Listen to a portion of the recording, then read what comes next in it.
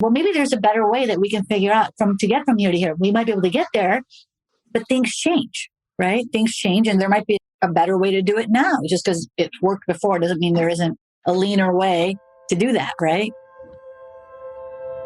The way to think differently is to act differently and get comfortable with being uncomfortable.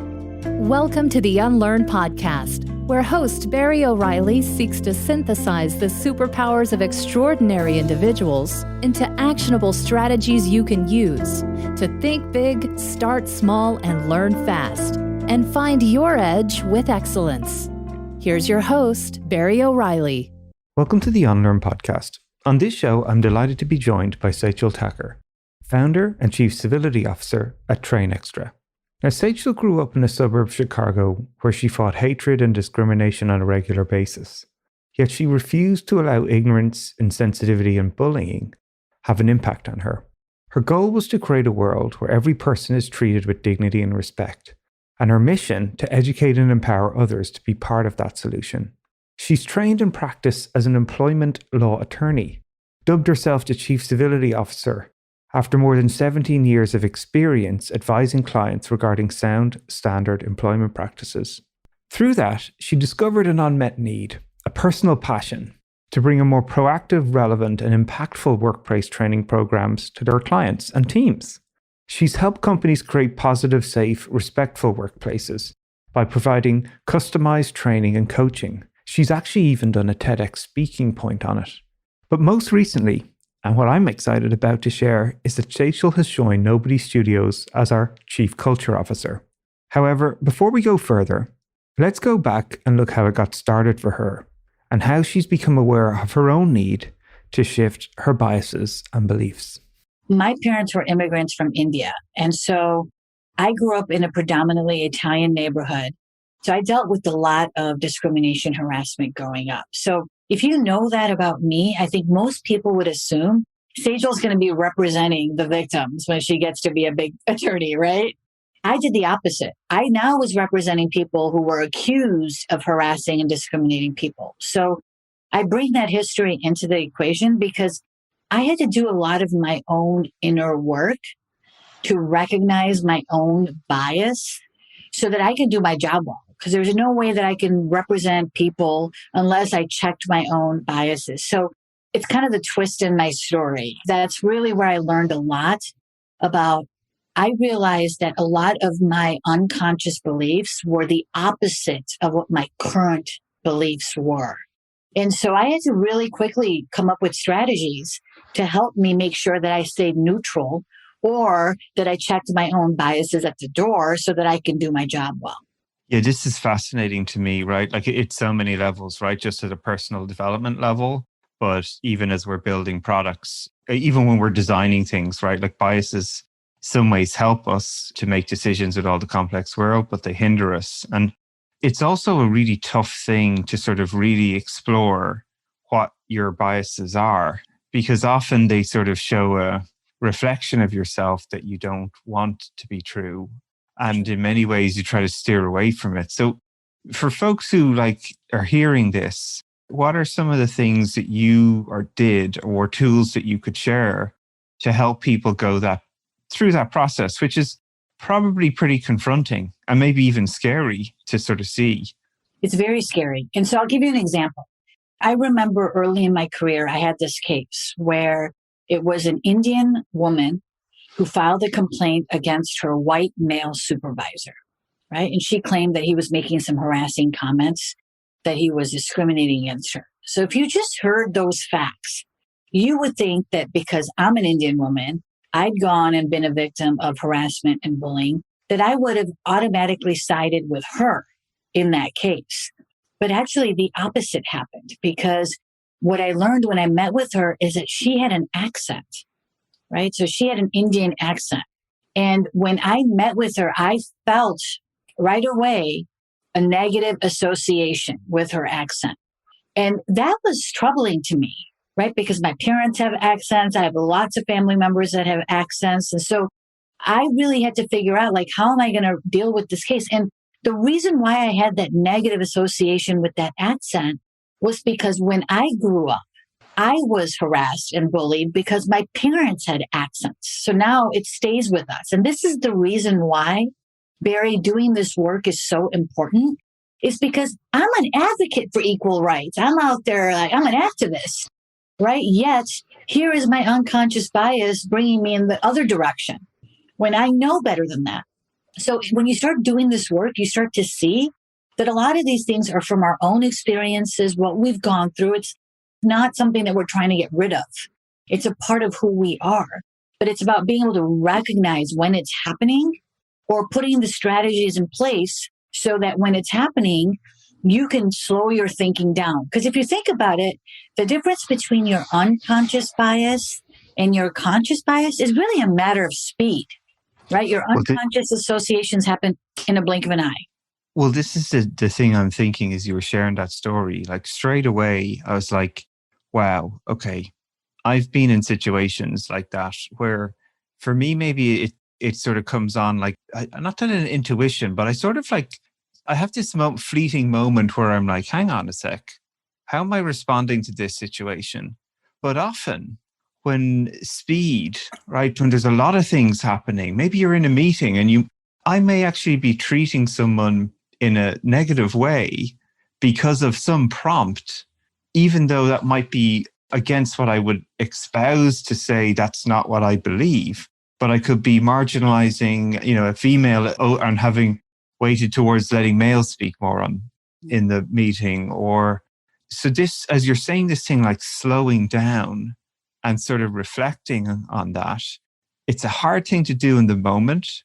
And it's easy to brush that sort of feeling under the carpet later and sort of go, oh yeah, that was nothing, and like really, really push myself to sort of reflect on that. So how can you help like me, anybody because what you're saying, I recognize in myself, but am I really intentionally dealing with it? What are some of the tips you'd have that we can all get better at this? The first step is awareness. The first step is learning about your own biases, right? So your biases, what I started doing when I started doing this work, I realized that word bias in and of itself has a negative connotation. Right on. Absolutely. Yeah. Disconnect. So I started replacing the word bias with the word beliefs in my trainings and in my conversations with people. Now people are like, oh yeah, hidden beliefs. That makes sense. We have a brain. It processes all this information. And so it's going to obviously create shortcuts for us to, when we see somebody, we're going to make judgments about them, right? Without knowing much about them. We all do it. It's normal. That's just how our brain works. So the first step is to really learn what your own biases are. And there's simple tools that you can do to help you. So there's an online tool called the implicit association test, right? It was Harvard University, University of Virginia, University of Washington, a bunch of these big psychologists got together, put this online tool together. It's free. You go online. It's broken out into different categories like gender, national origin, religion, race, etc., sexual orientation. There's a bunch of different tests that you can take. You answer them. And then what it'll tell you is potential areas of bias. And the way I look at it, this is invaluable because it's not saying you're a bad person. It's just saying you have a tendency to lean in this direction. And so if you know that tendency, then you can figure out, okay, I got to stay neutral here. So I've got a tendency for pink hair. So if I see somebody with pink hair, I just have to say, oh yeah, make sure if you're making a decision to hire or promote somebody, you don't let the fact that they got pink hair be a factor in your decision-making process. So it's not that complicated, Barry. And so there's that tool. The other tool is, here's the thing about unconscious bias, right? It's unconscious to us, but it's conscious to everybody else around us, right? So ask somebody that'll be honest with you, brutally honest, okay, or gracefully honest with you, and just ask them, say, hey, have you noticed that I take anything biased into my decision-making process? Like, do I factor certain things in? And just be careful for the answer you're going to get because it comes out in our comments. It comes out in our facials, features that we do, our body language, our hand gestures, our tone. And people that are around you all the time, they can pick up on these things. You just can't. If you have, I like to call it when I'm working with leaders in the workspace, I say have an accountability partner. Someone that you can have these conversations with to say, hey, Have you noticed?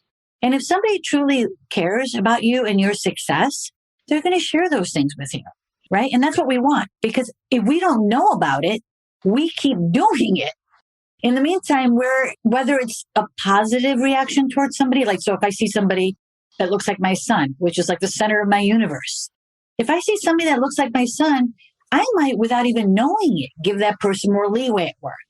Maybe hire them versus another job candidate. Maybe give them the time off request that I'm not giving anybody else. Maybe, without even knowing it. And so somebody listening might think, well, Sejal, there's nothing wrong with being extra nice to somebody. Well, yeah, but what about the rest of the team that's watching? It's going to make them feel excluded. So whether you're being micro affirmations or the opposite, where now somebody reminds me of an Italian person, which triggers me because I was harassed and bullied by Italians. So I have to check that, when I'm interacting with somebody, to say, hey, that has nothing to do with this person right here. And so there are some strategies, but awareness is really the first step. And then it's once you start doing the work, you start to challenge those preconceived notions that you have. And so, there are simple strategies you can do there. And like listening is one of the active listening, not just nodding our heads or pretending like we're listening, or just looking at, but actively listening to understand. Then you'll start picking up on those preconceived notions and those judgments, and you'll be surprised. It's like that annoying roommate that you have in your head that we all wish we can get rid of sometimes, right? Oh, that's so good. Like, look, there's so many points to unpack here, right? Like, even your first statement, though, around reframing this notion of bias to beliefs, the power of language just stands out to me there, right? Like, instantly, the negative connotation that probably we all are when we hear the word bias versus beliefs is really, really, really interesting, right? Making it sort of safer for people to understand that it's not you, where you're programmed this way. Our brain is designed in a way that you have these auto responses to some situations. So, hey, guess what? You can reprogram that if you're aware of it, right? I think where people so struggle is that they feel like it's their values or it's their very being that is flawed and cannot be changed. Or if you call out a behavior, they see it as some representation of their value. And it doesn't want to be one they feel they have, that's really, like, it's shameful, right? Like, I've been in situations where people have called me out for, poor behavior. Absolutely. That was maybe a blind spot to me. And it's easy for your first reaction to be defensive and hurt and push it away, rather than sort of go, well, hang on a sec here. Was I speaking to someone in a poor way? And that's true whether you're in a team and you're just giving each other feedback of, hey, when we had that conversation about, not getting the work done, and then you shouted at me, this is how it made me feel. Or all of these skills are important at so many levels about any collaboration with people. It's fantastic to hear these sorts of things, because blind spots is such a important part of us as well. I had Margaret Malloy on the show a couple of weeks ago, and she's the CMO of Siegel and Gale. And one of the things she spoke a lot about is, she's passionate about having gender diversity when she was running panels for CMOs, right? You can imagine for executives anyway, there's a terrible ratio of gender equality. So her aspiration was always to have, 50-50 up on stage. And then she ran an event in Boston, and someone came up to her after the event and said, if you think that's the future of marketing, you're sorely wrong. And she was sort of taken aback and shocked and was like, well, hang on. And she, why? Because although she had gender diversity, she had no ethnical diversity up there. It's just a bunch of white folks, and for her, it was a blind spot because she was so optimized on an important part of gender diversity, but there was another blind spot there, and it's such a classic thing, like one of the things I even try to do on the podcast is every week I alternate always between males and females on the show. And I also try to record ethnicity of people, backgrounds of people, like to try and bring diversity to it.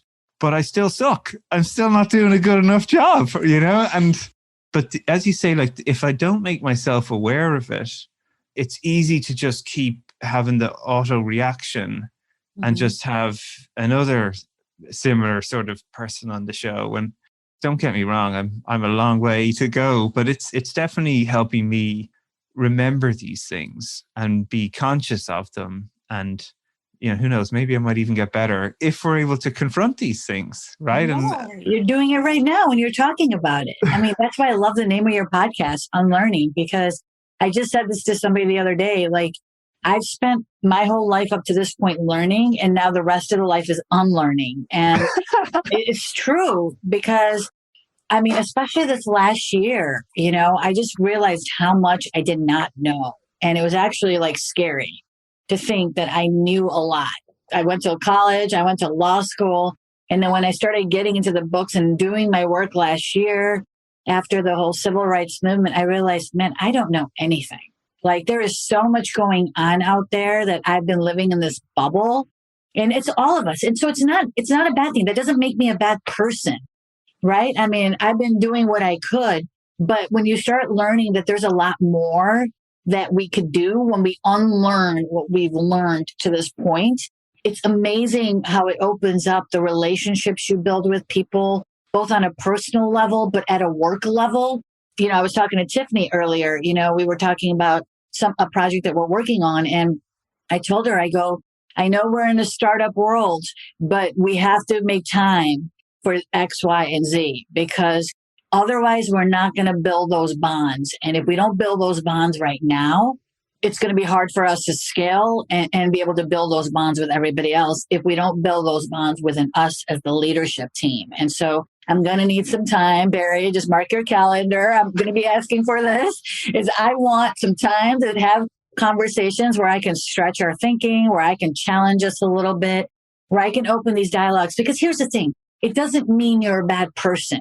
Even like if you're a good person, right? I do this work for a living and I find out my biases all the time. So don't beat yourself up for it. You're doing the work as you talk about it. You're trying to bring on diversity. You're trying to alternate. That's what it is. It's about, I heard this so much last year where people were saying things like, it's just so much, it's so big. We can't change it. We can't do it. We're not going to be able to do it. And I'm like, yes, we can. I'm not like an optimistic person that's being unrealistic. I'm saying just do what you can. One thing at a time, like just take it in the right direction and just commit to doing the work and getting that growth mindset. And then everything else will start to roll. Well, okay, I'm trying, right? But again, so much of what you're saying resonates, right? Like even the point of unlearn, the aha moment was working with leaders of these phenomenal organizations, some of the most talented, gifted, competent people in the world. And what had made them successful to date was actually starting to inhibit them, right? Like technology was changing, the world was changing, customer demand changing. And yet a lot of people are stuck, wedded to the behaviors that have made them successful in the past, right? And they aren't necessarily going to make them successful in the future. So that was the aha moment with Unlearn. It's not about necessarily learning new stuff. It's actually unlearning some of what you have. Not all the lessons we learn are the right ones, as we both know, right? But that ability to adapt is actually so powerful when you identify the direction you want to go and take some of these small, uncomfortable steps. Yeah. And whether you're learning new behaviors, like, how to program or how to do marketing skills or how to be a writer or how to be a speaker, right? Or how you can improve your ability to deal with these difficult conversations that people are afraid to face in. All those things you said before about like finding an accountability partner, someone to give you feedback, someone to share what you're trying to grow at, that you're going to make mistakes, you're going to struggle, it's uncomfortable.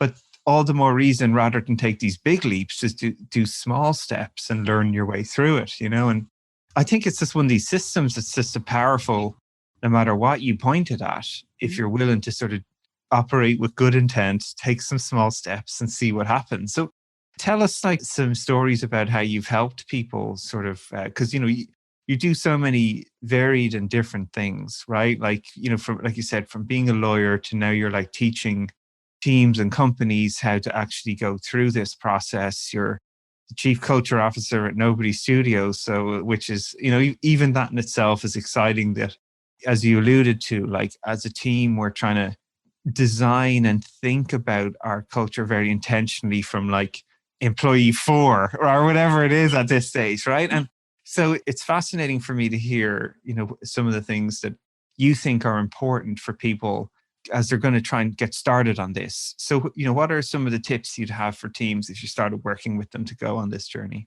Yeah, I mean, it was interesting when I started practicing law. Okay, this was back in 2003. I was thinking that I was going to be representing supervisors who were going to be malicious, who were just bad people. And don't worry, I mean, I had my, enough cases of those kind of cases, and I'm just going to put those on the side for now. But what I found that was so interesting was that a lot of people were actually well-intentioned people who were showing up to work to do good work, but they just didn't know how to deal with diversity, right? We're all different from each other. And so I think when these systems were set up, when these organizations were set up, they weren't set up with this kind of diversity that we have now in mind, right? I think what we're doing at Nobody Studios is different because we're starting from the ground floor and we're like, no, this is actually what we want. We want diversity because we want to make products that are going to blow the world away, right? So we are looking for that, and we are on a mission to find as much diversity as we can, right? So that's a little bit different. When I look at organizations, I like to keep it very simple. Take a look at who the people are in your organization, because your culture starts the moment you hire the first person. Right? One of the things I hate about startups, and I've talked to several startup leaders here in Silicon Valley, and always the same excuse. We don't have enough money. We don't have enough employees. We're all working from home. Culture's on the back burner. And I'm like, yeah, hold on to my business card, because when you need an employment law attorney, you can call me, right? Because your culture starts the first day, but everybody's different. So there is no one solution on how we can create the culture that we want. You have to take a look at the people that you have and figure out, both from an organizational standpoint as well as an individual standpoint, how can I maximize these people's skills, talents, and contributions? Because sometimes people take jobs, but it's not the right job for them, right? Like as an attorney, like I said, litigation wasn't the right fit for me, but I did it for way too long because I felt like I had to do it. Like I went to law school. I'm a litigator. This is what we do, right?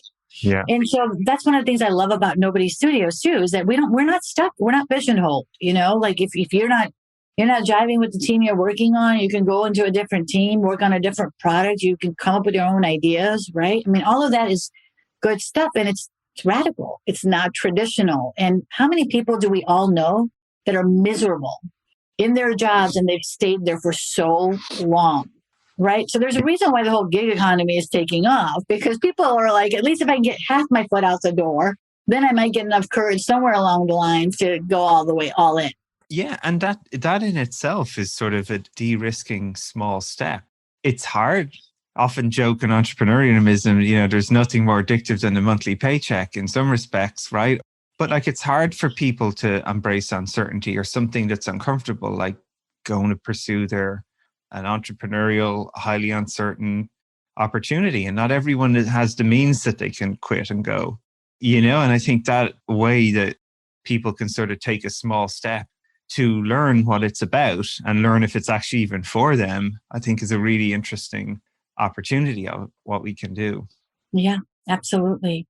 And so I would tell leaders out there, when you're looking at culture in your organization, think about what is it that your people want. So I was having a conversation with a leader a couple of weeks ago, right? And they wanted to do some diversity and inclusion training. And so they came to me, and I always kind of do like a deep dive, trying to understand what they've done already and what has worked, what hasn't worked. And I asked a simple question. Well, what do your employees want? Have you figured out what your employees? And he's like, well, we've never asked them. How can you create a program to support your teams when you, but lots of organizations don't, because they're too afraid to really know what their employees want. The feedback is an underutilized tool. Absolutely. Or it's a tick box activity, Yes. It's like, oh, hang on. There's a social trend here where we need to respond to something that's happened, like whether it was triggered by George Floyd's situation or not. Where's our diversity and inclusion tick box? Can we get that one done, please? But it's same with transforming companies. It's like, where's our agile transformation team? All right, tick that one off. Great. It makes no sense. It makes no sense. So I was explaining to the leader, part of my training that I do is I go over what I call as an uncivil behavior spectrum, right? And my goal is all about, we want to teach people the skills that when these behaviors are starting off, like way before it's illegal, like when it's rude, unprofessional, we want to teach people how to address those behaviors early on. And you know what the leader said? Well, then we're going to get all kinds of complaints. I was like, wait, so if you already know you're going to get complaints about that, then you already know the problem that you're dealing with is way bigger than what I can help you with right now, right?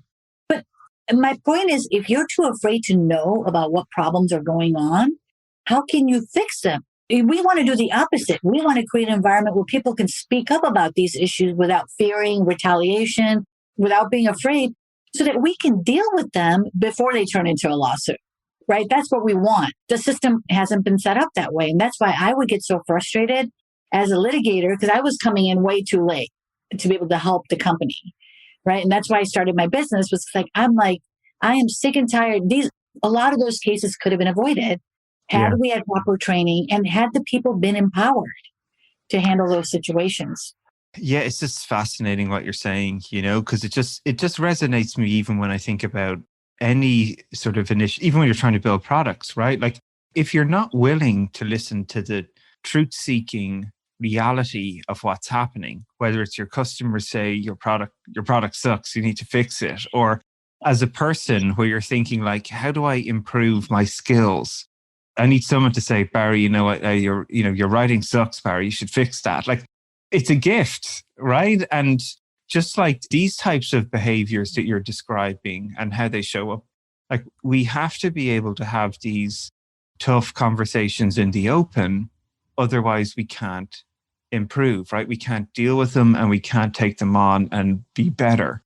It is so interesting, again, this point of how we want to avoid the negative information. It's entrepreneurs are like that too. It's like if they talk to 10 customers and 10 customers say they don't like their product, they'll just keep asking until they find someone who does like it.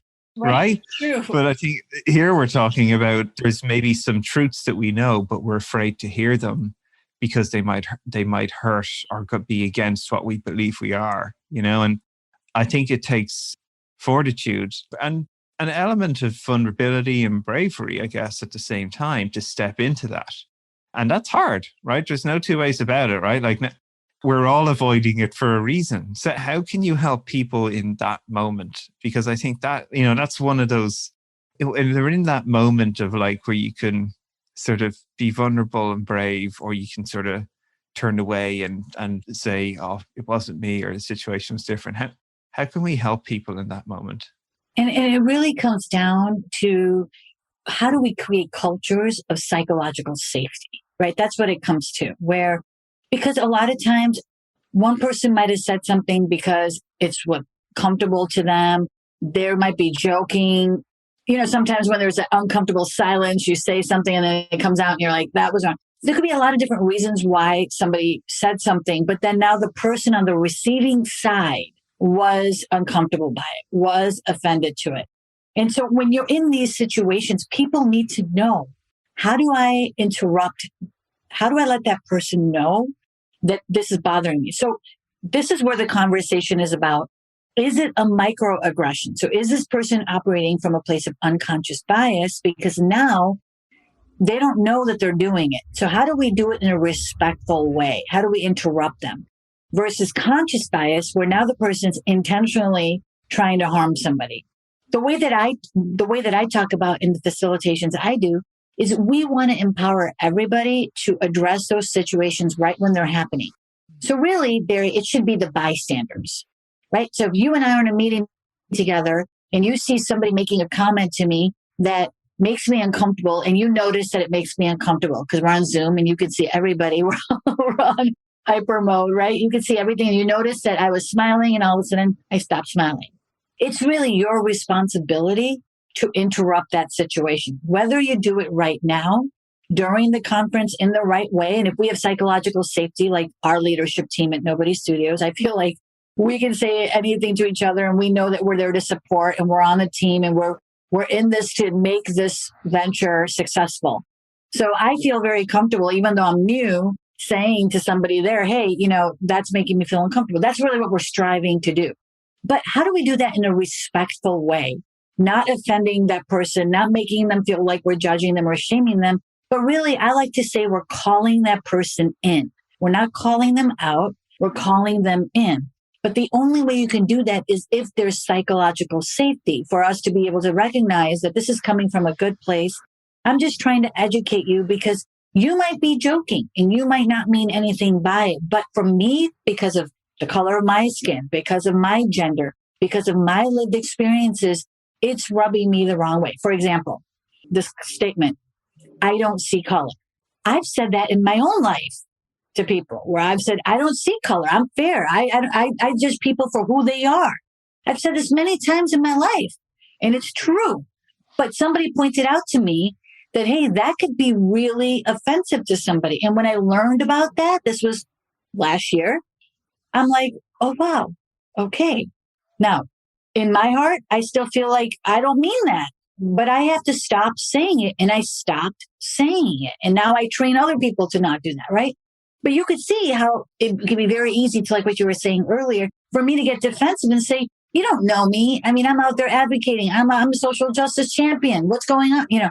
That's not the point. My only response. And so there's two things to keep in mind. It's how do we interrupt it?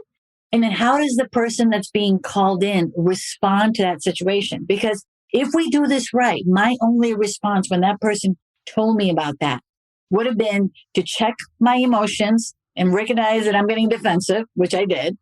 And then just to say, okay, I need to learn about this and then do my own work, learn about it, and then change my behavior, period. Unless I want to keep offending people, right? You got to change your behavior because it's about the perception. Doesn't matter what my intention is. And I really want to make that clear to anybody that's listening to this or watching this. It's not about being a bad person. It's not about bad intentions. You could be well-intentioned and still harm somebody, and the impact could be negative.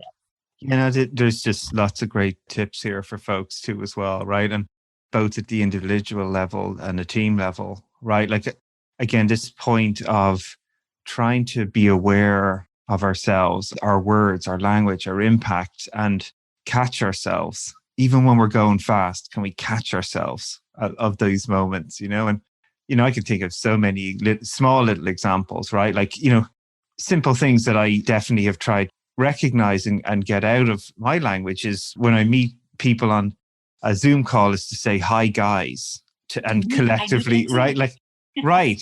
It's one of these things where I'm like, I'm intentionally going to try and not use that word. I've actively had to try and reprogram myself, right? So that's a tiny, mini example.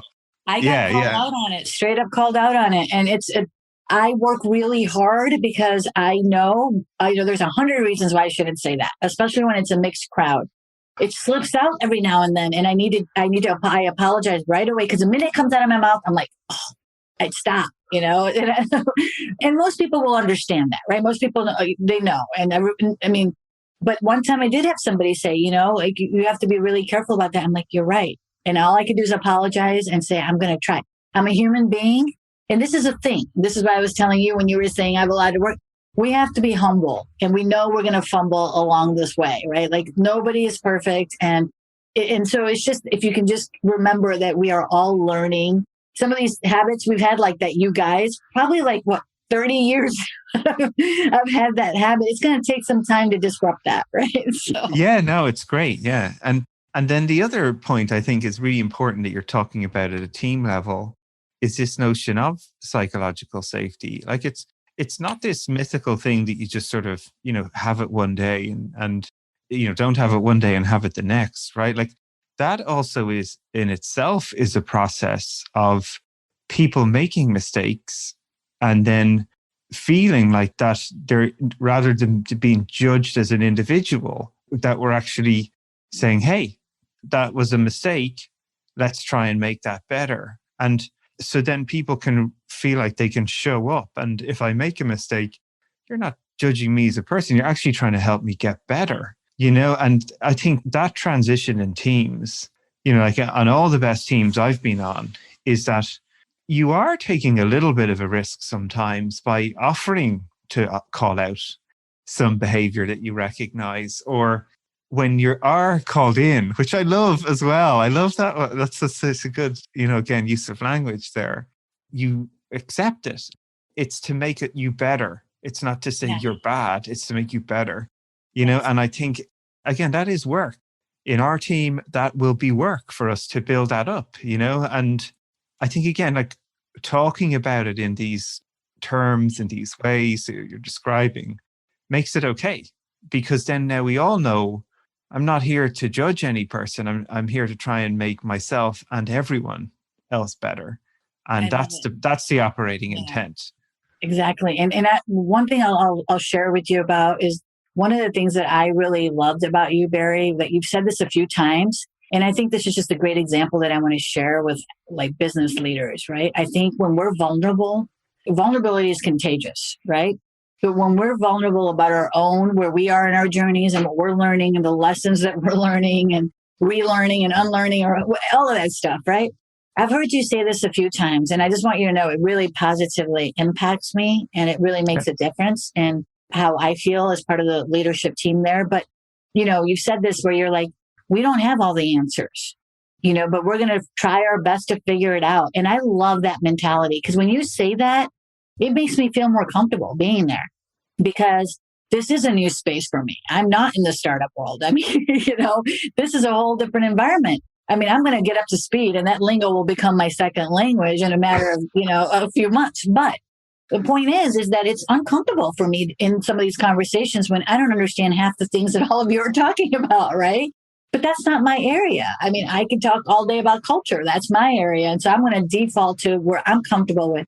But when a leader like yourself that's been doing this work for so long sits there up there and says, we don't have all the answers, that just makes me take all the weight off and say, okay, great. Now I can bring my suggestions. I can bring my ideas, and I'm not going to be, looked at in a negative way, because it's going to be welcome, right? Because we're on here together as a team. So thank you so much for creating that environment where I feel comfortable bringing my ideas forward too. Well, thank you for sharing that with me. You're just encouraging me to be even more vulnerable then, if that helps. And like I say, I want to just keep encouraging you. You've so many great ideas to share. In many ways, it's a gift having people who have a totally different perspective, because they're just going to ask questions. Like one of the things I think is so important in life is if you can't explain it simply, that old adage, you don't understand it. So the gift of people who are new to an area and ask those questions is that we have to explain them. And if we can't, then there's a problem, So I'm looking forward to then hundreds, if not thousands more of conversations from that intent, which thank you so much for sharing. One of the judges that I had, when I did this trial, and we argued our case, and then, my birthday ended up falling on while we were in trial, and it was a 2-week trial. And so the judge had the court clerk bring me a little small cake from the cafeteria after the trial was done to kind of just say, oh, it's her birthday. And afterwards, he said something with me that just has stuck with me. And I'm very intentional about the language that I use and how I communicate these concepts, because I know that if I want people to really move, to impact them, to open their perspectives, I have to speak in a language that everybody understands. So I'm like you. I don't like to write. I can talk all day because I've perfected the skill of being able to bring down my technical jargon and all of this stuff to a level where everybody can understand it. And I think that's what really helps me in the work that I do and the success that I've achieved and what I've done with my TrainXtra work. But it's true. And the thing is, you develop blind spots is just doing your work, right? Because you know it. And so you start taking shortcuts, and pretty soon you're going from here's an idea and you're going all the way over here, but you haven't thought through all the steps because you've been doing it the same way and you've done it for so many years, where there might be a much better way to get from here to here. And so I never get embarrassed to ask questions about, wait, so how do we get from here to here? And sometimes it's just to hear your explanation or to hear Mark's explanation. because I want to know the thinking behind it. It might work, but I want to say, well, maybe there's a better way that we can figure out to get from here to here. We might be able to get there, but things change, right? Things change, and there might be a better way to do it now. Just because it worked before doesn't mean there isn't a leaner way to do that, right? Right on, and like another one of my favorite guests we had on the show was Jonah Renya. He was the head of global markets for HSBC, like huge job. And what his boss would do is every year at the start of the year, when graduates came into the company, he would go and sit with them and give them problems to work on that he was working on, specifically so he could experience like how would they go about solving them, new technologies. Yeah, right. And you can imagine the cultural artifact that creates in a company. Yes. Where you have these big bureaucratic organizations that, by design are sort of these hierarchical things, where you have some of the most senior person sitting with the most junior people to learn from them. Yeah, and I think those things matter. Yeah, it's brilliant. And both learn from each other too, right? Because they both have to learn from each other. I love that approach. I'm a huge fan of that. Plus, that's a great way to create psychological safety. When you have that net, that person with the experience or someone coming in that you're saying, you're welcome here. And this is how you're going to help people grow. Otherwise, people get stunted, right? And they don't feel like their talents and skills are valued. And that's where exclusion starts. And then pretty soon you're close to a toxic work environment.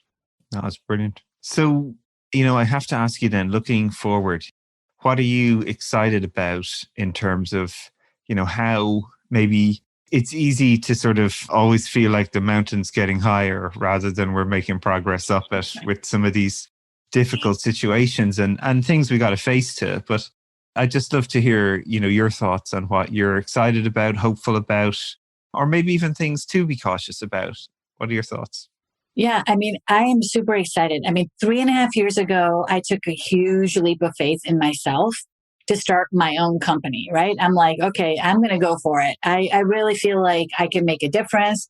And it was hard. I had zero intention of going out on my own because my parents had their own businesses and all of that, right? But I went for it. And now with joining Nobody Studios, I'm like, okay, I had enough on my plate. And now I want to go do 500 companies. Like, how is this going to, who came up with this idea? So I've definitely added a lot more onto my plate. But I am one of those people, and I believe if you ask any successful person this question, right? I think the key is the learning is never going to stop, right? So I'm excited about the fact that I get to learn about and challenge myself in ways that I never have. I did a lot of that last year. But, one of the things that I'm really excited about too is not only the fact that I'm in a whole different area that I may not know a lot about. So I get to learn all of this and really kind of, which is something I've done as an attorney. I've learned different concepts and made it my own before and understood it. That's not the part that scares me as much. The part that I'm really excited about there is building our culture from ground zero. I know that I'm going to get some resistance along the way. And I know I'm going to have to deal with that whole startup mentality BS. I'm already starting to hear some of that. And I'm like, no, all right, I'll hear you out. But I'm going to keep pushing forward because if we're going to do this right and at the rate that we want to scale, we have to do it right.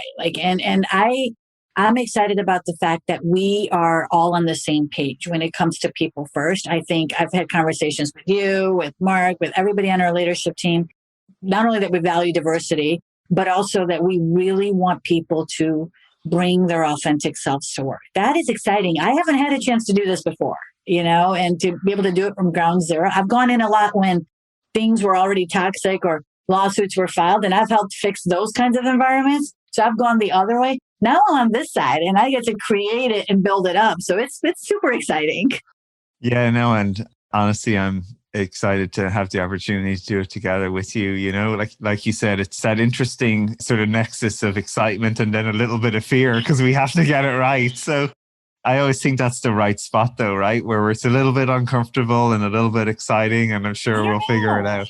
I hope so. I hope you're right, Barry, then my girlfriend made a good point. She's like, Sejal, what are you worried about? Like, they know what you're out there talking about. You're pretty vocal about your stance and and they still brought you on. So don't worry about it. But I'm like, I don't know, it is scary. But the good news is I have you and I feel very supported there. And I feel like any sort of blocks that we have, we're going to face in everything with the rate that we want to scale. We're going to have to just, that's in our bones. We're going to have to just, get tough and just get through it. So it's going to be a fun adventure. Well, I am absolutely delighted to be on the adventure with you and all the other nobodies we're bringing together on this crazy mission. So thank you so much again for sharing your story, your insights, and so many great little tips. I am going to start saying call in now on these things. I love it. It's such a good one. Thanks very much for being on the show, Sejal. Look forward to building lots of great companies and a great culture with you. Thank you so much, Barry. My pleasure. Thank you for joining us for this episode of the Unlearn Podcast. Help us get the word out and make this podcast a success.